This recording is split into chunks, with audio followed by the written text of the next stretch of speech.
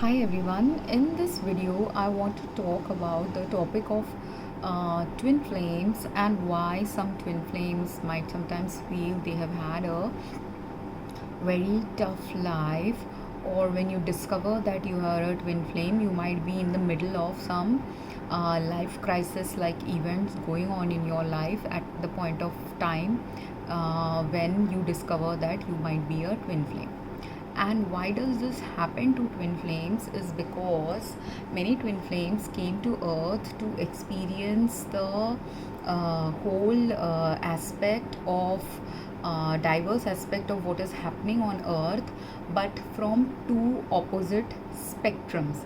So if you have looked at the yin yang image symbol in Chinese philosophy, you will see that yin and yang is supposed to be the masculine and feminine, the feminine and masculine energy, and one represents the light and another represents the dark. So when we are in the 3D aspect of living, and we are used to just looking at life in its black and white form, or light and dark form, or positive and negative charges, or even gender differences, at that time we are experiencing life in its duality of just two opposing forces, which is what the yin and yang symbol looks like.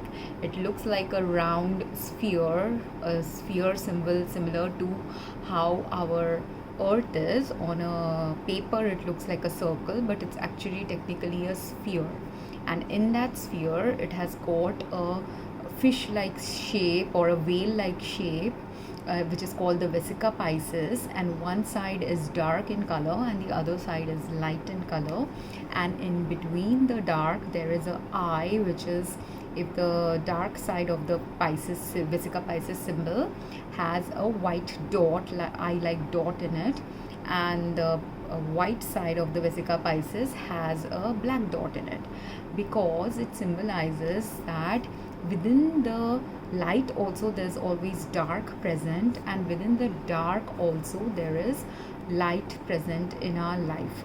And with this video I'm going to post in the screenshot a little bit more about the yin yang symbol, which explores not simply the light and dark that people usually understand when they are leading a 3D life, but when we are ascending and as we are moving closer into awakening to our life purpose on earth.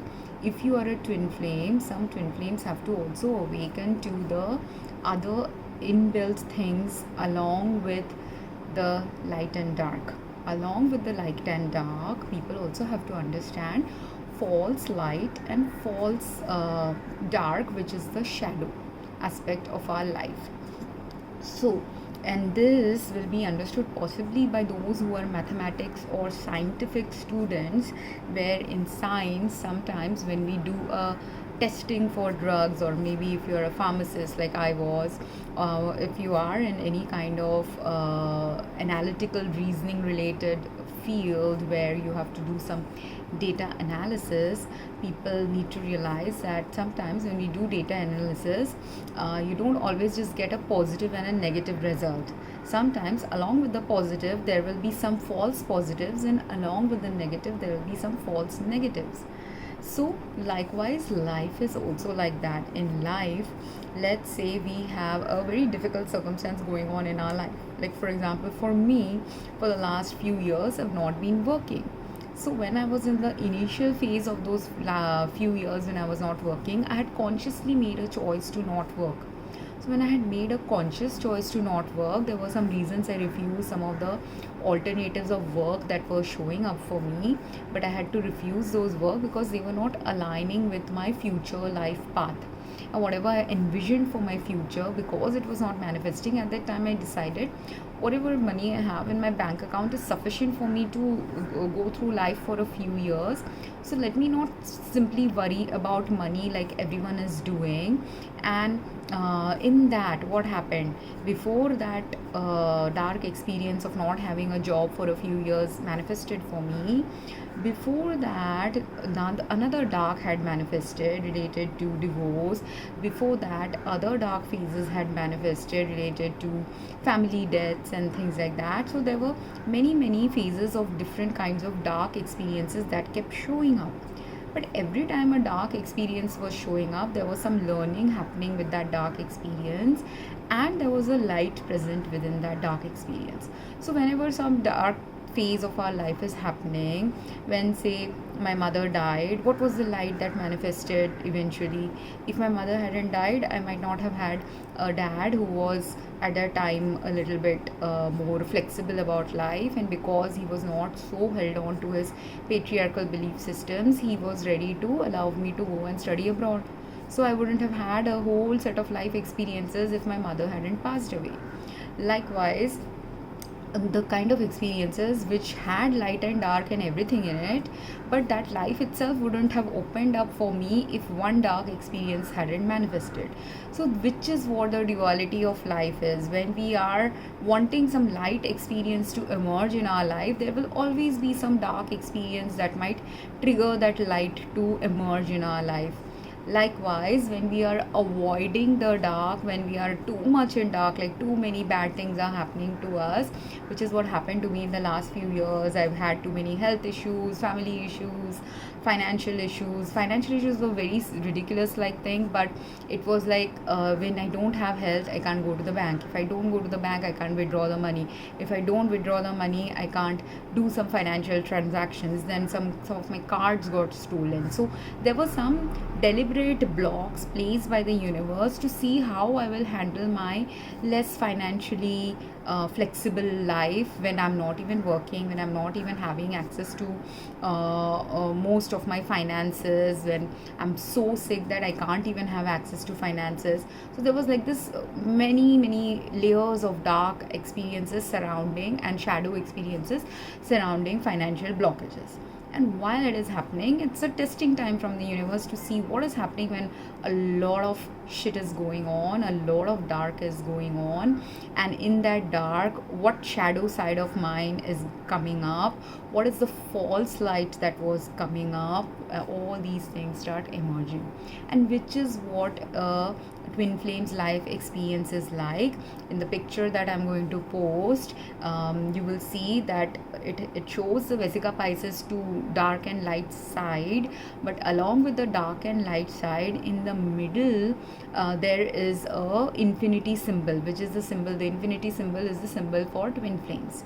And in that infinity symbol area is the area where people experience their shadow side and people experience the false light side. So in the shadow side, it is about the things that seem like dark but aren't really dark. They are meant to bring certain things to light about the light and dark aspects of life, and they are meant to help us balance certain things about our perspectives of life. That's why the shadow experiences happen. In the shadow experiences, you will also see what is the light that is emerging, and in the shadow experiences you will also see what is the dark that you are avoiding or afraid of or fearful of or you hate.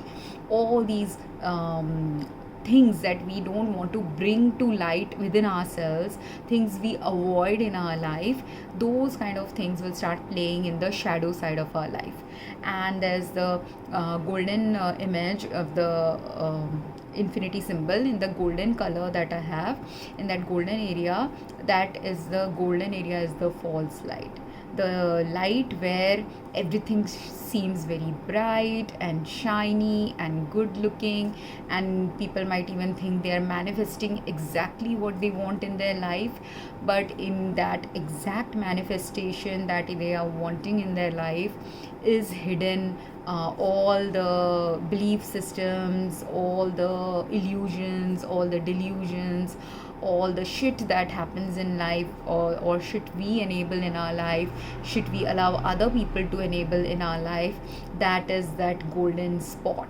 And that golden spot is a dirty gold. It's not the real gold of life. The real elixir of life, the real gold of life, is something very different from the gold that people love to pursue. So earlier gold was just literally gold coins or brass coins or copper coins in the olden ages. And right now, even though we don't have the gold coins, copper coins anymore, or they are just something people collect in their families, but the gold of humanity right now is money. But with money also, how you pursue money is what makes money this murky false light, when money can bring light also to the world, but only when money is utilized in the right way. Same thing with everything. That whole golden side of the false light side of this twin flame journey that all of us will manifest. And because it's this infinity symbol, one twin flame might be manifesting a lot of the shadow elements of living, other twin flame might be manifesting all of the false light elements of living, and in between, in that Vesica Pisces, the eye like place, in that is the dark and light and uh, false light and shadow that is present inside all of us. Because what is happening is, twin flames have come here. Some of the twin flames job is to transmute all this false light, point out, bring to light what is false light, what is real light, bring to light what is the shadow in us that causes this false light to continue. So twin flames have to heal that also within themselves, within each other. Some twin flames are going to not only heal it within themselves and each other, but also heal it within the whole relationship they coexist with on earth with other people, and they have to heal it with understanding both the purpose of the light and purpose of the dark.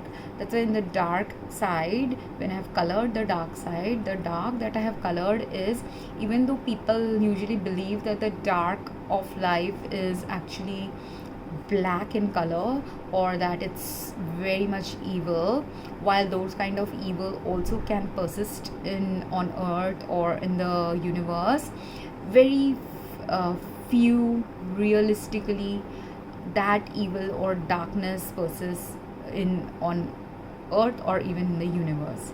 And actually the dark that persists on earth, which is the normal dark that is needed to balance the light on earth, to highlight the light on earth, is a dark which is purple in color, whose purpose is to simply contrast the light.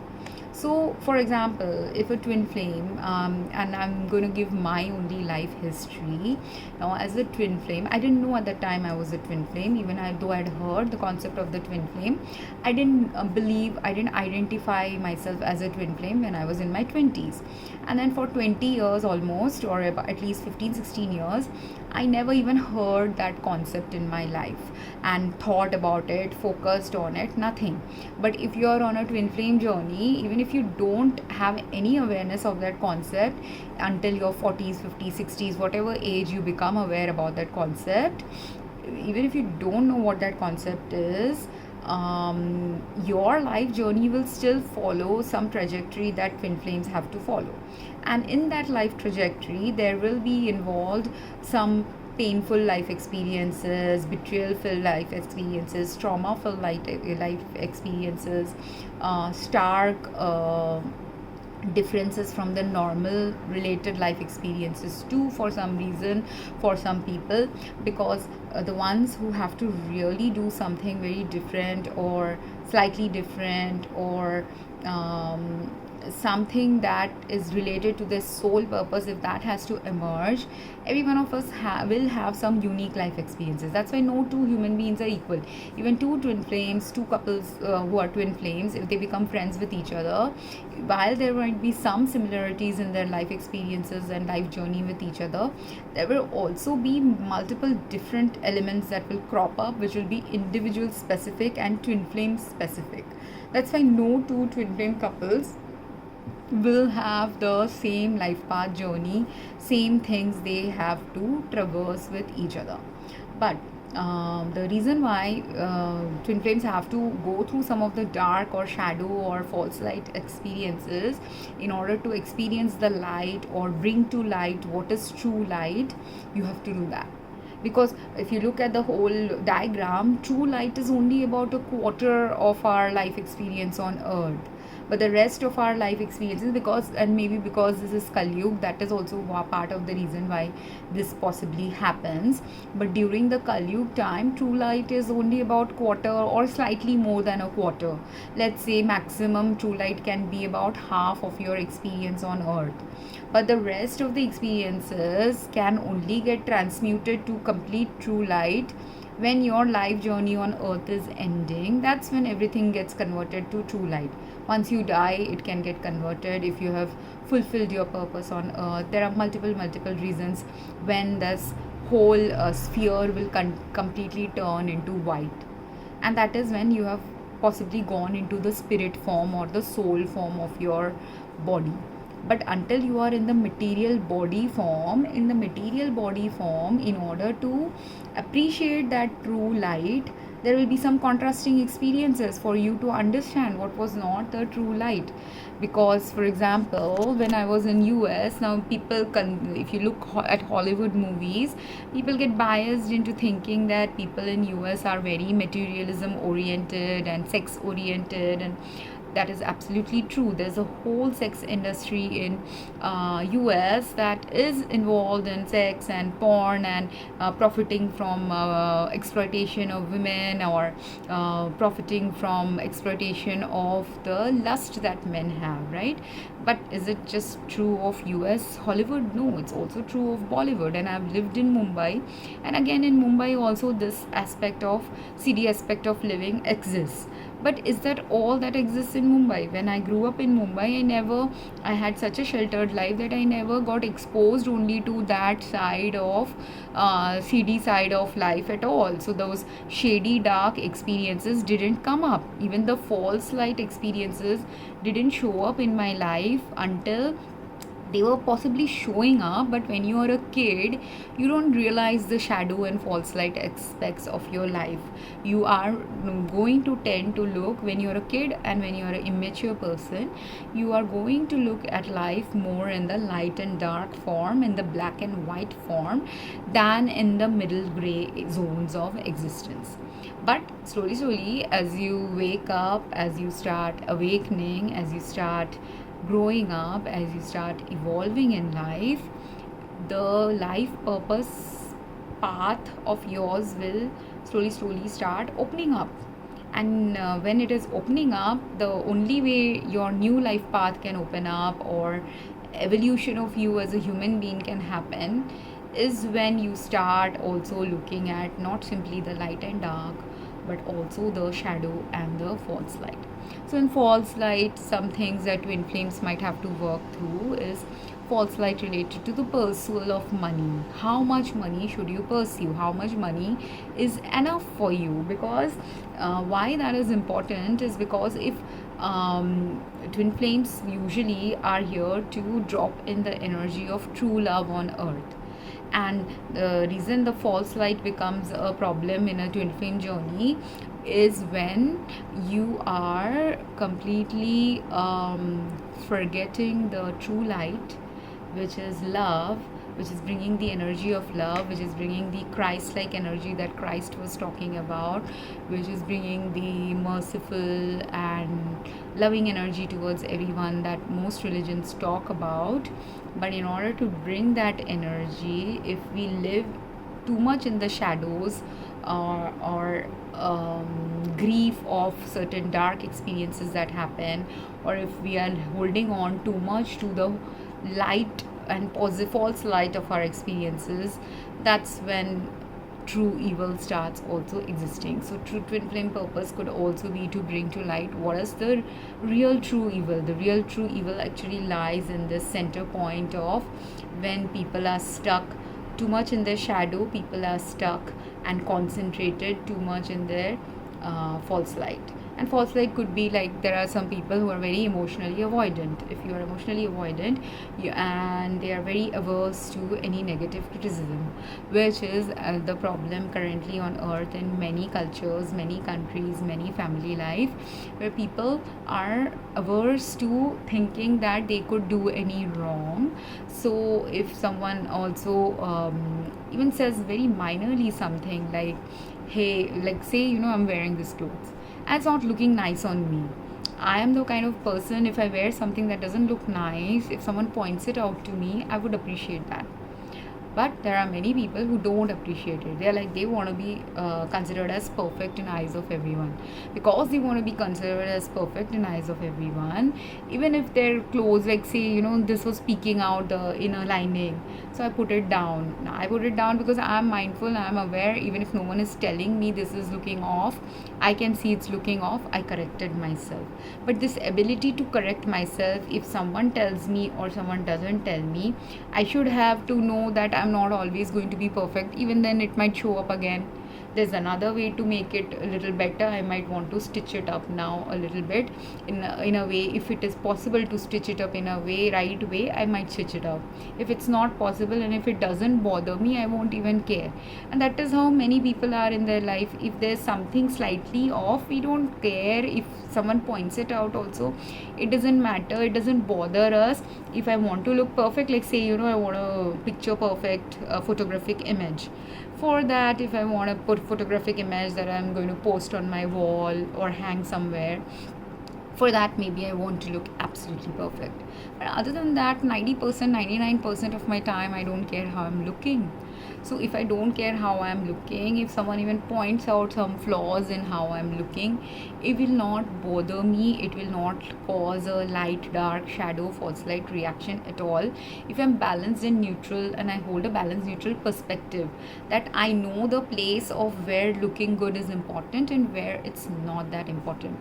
Yeah, if I look really messy, people might look at me and think, oh, this girl is depressed. I don't want to listen to someone who is depressed, who doesn't look beautiful. But if you have quality material to say about something, it shouldn't matter how you look. Even if you are in your frumpiest look, if you have something quality to say, a wise person will find that and figure it from you, irrespective of how you present yourself. You can be looking like the poorest human being on earth, or raggiest human being, or a homeless person. Even then you can value a homeless person or a poor person if they are saying something valuable. This is how Buddha became famous, this is how Sai Baba became famous, this is how even Jesus became famous and popular. They all were traversing this path of poverty strickenness, or path of wandering minstrels. And despite being wandering minstrels, despite looking bedraggled, they had some wisdom that was necessary for the people. And because they had that wisdom that was necessary for the people to understand, it didn't matter how they were looking, right? So it doesn't matter. But there are so many of us who pursue this life of perfectionism so much, because we somehow are so insecure about ourselves that we start feeling like that. Like Buddha's wisdom, he that's why he had that path, a life point in his life when he was born. At that time, some astrologers said that Buddha could be could help the masses in some spiritual way, or he could be a ruler of a wide kingdom. And actually speaking, he was both. If he had been the ruler of the kingdom of his father, he would again have influenced multiple people as the ruler, like he had influenced multiple people as a poverty stricken wandering minstrel. And the same qualities that Buddha had when he was executing wisdom to the common people of the land when he was traveling, same wisdom, if he had used in his kingdom rule, again would have influenced a wide range of people. So irrespective of the path Buddha chose, one was a darker path, one was a lighter path. The lighter path meaning it was a safer path, security filled path, luxury filled path. That way it was light. but the other was the true light. So that was the false light also in some ways. Like when he was a king's son, he had a false light of luxury and everything, but what didn't he have inside of him? Inside of him he didn't have enlightenment. Inside of him he didn't have peace. Inside of him he didn't have wisdom to understand why his princely life has to be a particular way, because he was feeling disenfranchised from the princely life as well. That's why he quit it. That was also part of the reason why he quit that life, because he was completely disenfranchised with it. He couldn't identify with it, he couldn't align with it, his soul couldn't let him identify and align with it. And when he stopped identifying, stopped aligning, that's when he decided to take this drastic step of becoming a wandering minstrel, right? So at the time though, the true light came to him, and that is what enlightenment was. Enlightenment was out of, and what was he doing while he got the enlightenment? He was traversing, according to societal norms, a very dark path. He was just asking bhiksham dehi from everyone, asking alms from everyone he met. He was completely at the mercy of other people who would help him out when he was wandering around. He was also completely dependent on others to give him the mercy or food or shelter or whatever he wanted. This is also the same thing Sai Baba also did. This is also kind of similar thing that Jesus did, except that in Jesus' case, because he had a little bit higher power in some spiritual ways, he was able to feed himself and feed many using that power of manifestation that he had. So that was a slight difference between Buddha and Jesus. Buddha was just wandering around and connecting to people by being their servant, by being obligated to them for their alms, and in return for the alms he got from them, he gave them the wisdom they sought, right? Whereas for Christ, he decided that he wants to feed everyone. He couldn't see people suffering, he couldn't bear their suffering. Because he couldn't bear their suffering, he wanted to heal people, he wanted to feed people, he wanted to serve people. So what he wanted, he manifested, because that was the desire he had. And for getting towards that manifestation, he had led a few years of life away from his parents' heritage to explore the world, to master those things before he came back and became Jesus Christ, and he started doing the healing and other work.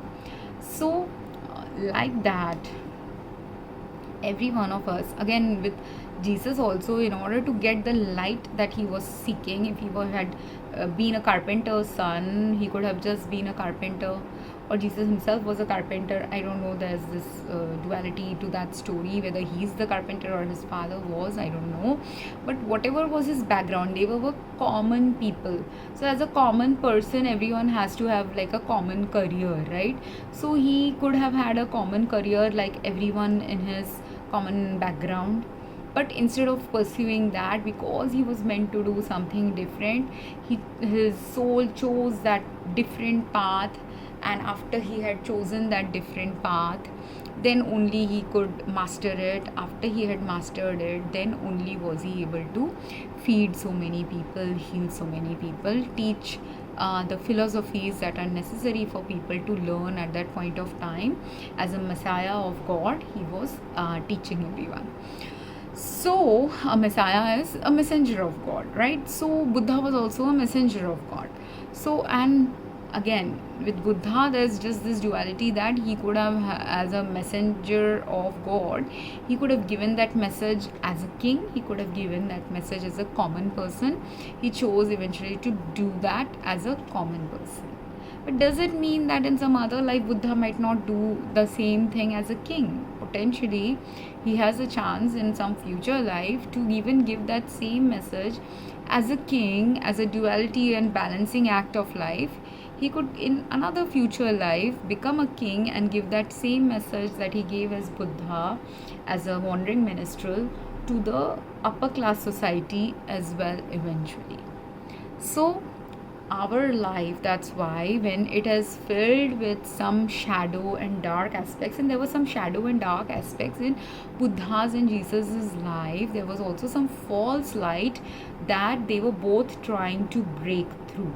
And because they were both trying to break through the false light, the illusions that people had about their life, like what is the illusion in Jesus's time people were having? The illusion was there's not enough food and people are suffering because of that, or there's a lot of suffering on earth, people need healing. So that was the illusion. Anytime what Jesus did, Jesus was a messenger of God, and he channeled it through, God channeled God's power through Jesus to heal many people. But right now, at this time point of time on earth, actually there are many Jesus's descendants or relatives or disciples, if they have followed lifetime after lifetime some of the similar principles that Jesus was teaching at that time, if they followed it, they also can master the same things Jesus mastered in that life, and they also have the similar power as Jesus to cause healing for the masses. That's what energy healing is. If you have looked at energy healing or Reiki, you will see that the principle of energy healing and Reiki actually follow Jesus's teachings only in a more expansive way or more understandable possible way in some ways. And if you look at Buddha's teachings also, many other philosophies also teach similarly the things that Buddha is also teaching. But in energy healing, in Buddha's teaching, one thing that everyone needs to now currently inculcate in their life on earth is the understanding that sometimes suffering is not always dark that we think it is.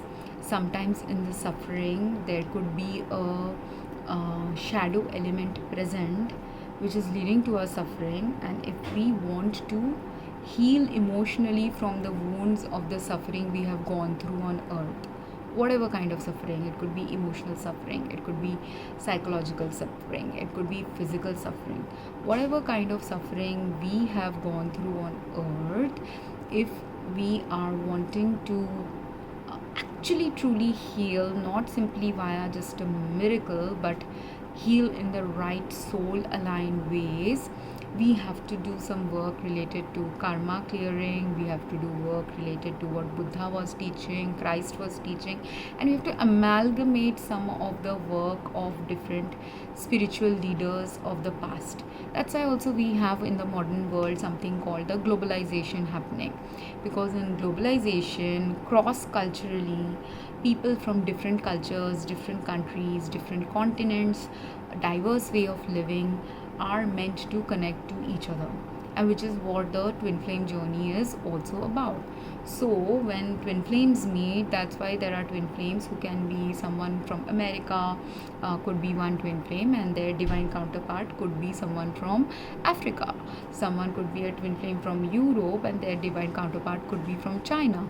Someone could be from Australia, and their divine counterpart could be from India. So different countries, different continents, different cultures, different way of living are meant to merge and teach each other something about this light, dark, shadow and false light aspects of life, which gets starkly pointed to us when we find a mirror of our soul in another person. So if when twin flames, they are usually the same soul in two different bodies. So when the same soul is born in two different bodies, and one is say a ultra modern American with all Western philosophies in his life, there are certain things in Western philosophies that are false light and shadow aspects of living.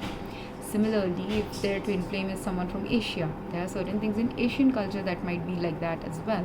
So they're both meant to teach each other, learn from each other, eliminate and transmute the false light and shadow aspects so that we can bring the true light back on earth.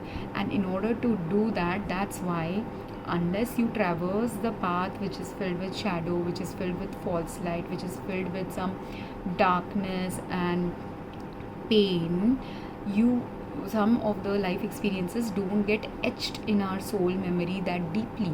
But when those experiences get etched in our soul memory, some of it is important for us. And when we do energy healing, that's why you can't sometimes completely heal yourself. If you completely heal yourself, the only time you get 100% healing is after you die and you have gone into the spirit realm. That's when complete healing happens and you are a pure soul, back to the purity of the soul you are. But until then, when you are on earth, certain memories and certain experiences have to be etched within our identity in order for us to learn certain things about false light, shadow, dark experiences, so that we can understand the value of the true light. And we can bring the true light on earth only when, after realizing what is false light, what we are enabling as false light, what we are promoting as light but it is false light, what we are promoting as dark when it is shadow. All these things are important. I'm going to stop it because some darkness is happening in the home, which has a silver lining that I can make these videos as a result also. But I hope this is meaningful, and I hope people will understand what is the purpose of the twin flame journey when they are going through some dark experiences or really shitty experiences. But in that shitty experience is the real light present for your next life purpose, current life purpose, future life purpose with many people similar to you. Thank you very much. Excuse me.